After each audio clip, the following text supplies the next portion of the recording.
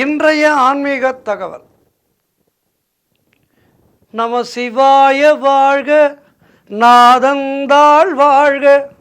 நம சிவாய வாழ்க, நாதந்தாள் வாழ்க. சிவப்பரம்பொருள் நம்முடைய இம்மைக்கும் ஏழேழு பிறவிக்கும் நன்மை அருள்கின்ற தெய்வம் சிவப்பரம்பொருள். சிவனை வழிபட்டால் எப்படிப்பட்ட இன்னல்களும் மறையும். அதேபோல் சிவனுடைய சொரூபமாக இருக்கின்ற பைரவ வழிபாடு என்பது தொன்று தொட்டு பல்லாண்டு காலமாக நம்முடைய பாரத தேசத்தில் இருக்கின்ற வழிபாடு பைரவ வழிபாடு. காசியிலே பைரவருக்கு தனி கோவிலே இருக்கின்றது, கால பைரவர் கோயில். இன்றைய நாளிலே நாம் காண இருப்பது அவிநாசி திருத்தலத்திலே இருக்கின்ற மூல ஆலய உட்பிரகாரத்திலேயே இருக்கின்ற கால பைரவர். இவரை பற்றித்தான் நாம் இன்றைய நாளிலே பார்க்க இருக்கின்றோம். தனி சன்னதியிலே பிரம்மாண்டமான உருவத்தோடு பக்தர்களுக்கு அருள்பாலிக்கின்றார் இவர். அவிநாசியிலே உள்ள பைரவ முகூர்த்தம் என்பது மிக மிக சிறப்பு வாய்ந்தது. பைரவர் ஆகாஷ காசிகா புராண பைரவர் என அழைக்கப்படுகின்றார். இங்கு இருக்கின்ற பைரவர் காசியிலே இருக்கின்ற பைரவருக்கும் முற்பட்டவர் என்று சிவாச்சாரியார்கள் இந்த அவிநாசியிலே உரைகின்ற பைரவரை பற்றி சொல்கின்றார்கள் என்றால் இதனுடைய தொன்மையை பற்றி நாம் தெரிந்து கொள்ளலாம். அவிநாசி திருத்தலத்திலே அவிநாசி அப்பருக்கும் அம்பாளுக்கும் அடுத்தபடியாக மிகுந்த சக்தி பெற்றவராக இந்த பைரவர் திகழ்கின்றார். பைரவருக்கு வடைமாலை அணிவித்து வணங்கினால் கிடைக்காத பேரில்லை என்கின்றார்கள். பிள்ளை பேறு வேண்டுமா, திருமணத்தடை நீங்க வேண்டுமா, தொழிலிலே நல்ல விருத்தி கிடைக்க வேண்டுமா, வேலையிலே நல்ல முன்னேற்றம் கிடைக்க வேண்டுமா, எல்லாவற்றுக்கும் மிகச்சிறந்த பிரார்த்தனையாக இது இருக்கின்றது. பகைவர்களால் ஏற்படுகின்ற பயம் நீங்கவும், வழக்குகளிலே வெற்றி கிடைக்கவும், பௌர்ணமி மற்றும் அமாவாசை தேய்பிறை அஷ்டமி திதிகளிலே இங்கு இருக்கின்ற பைரவருக்கு வடைமாலை சாற்றி வணங்கினால் நாம் எண்ணிய பிரார்த்தனைகள் நிறைவேறும் என்பது ஐதீகம். புராட நட்சத்திரத்திலே பிறந்தவர்கள் ஜென்ம நட்சத்திர நாளிலே இங்கே வர வேண்டும்.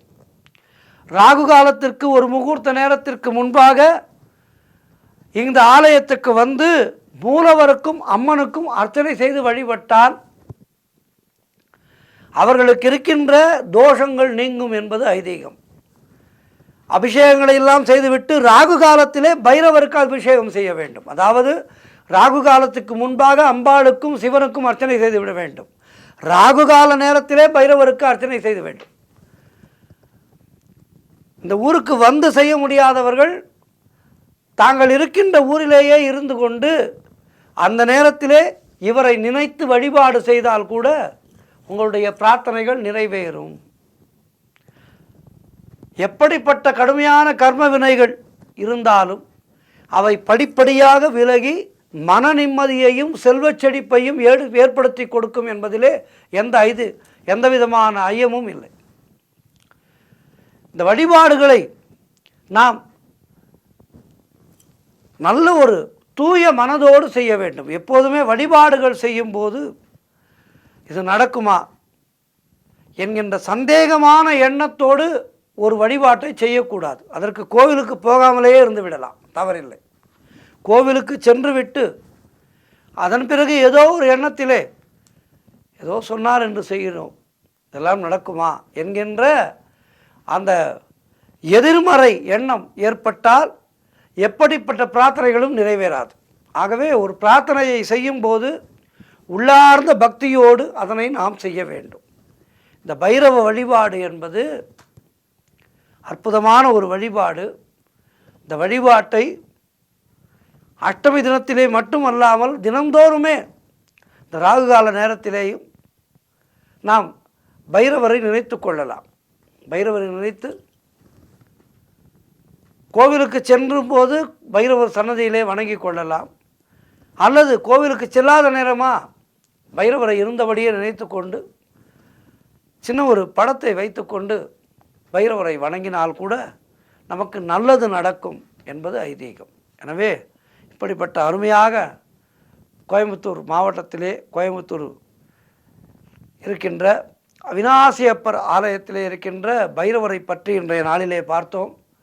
பைரவ வழிபாடு செய்து எல்லா வளமும் நலமும் பெறுவோம். ஓம் பைரவாய நமக. ஓம் நம சிவாய. சிவார்ப்பணம். நன்றி, வணக்கம்.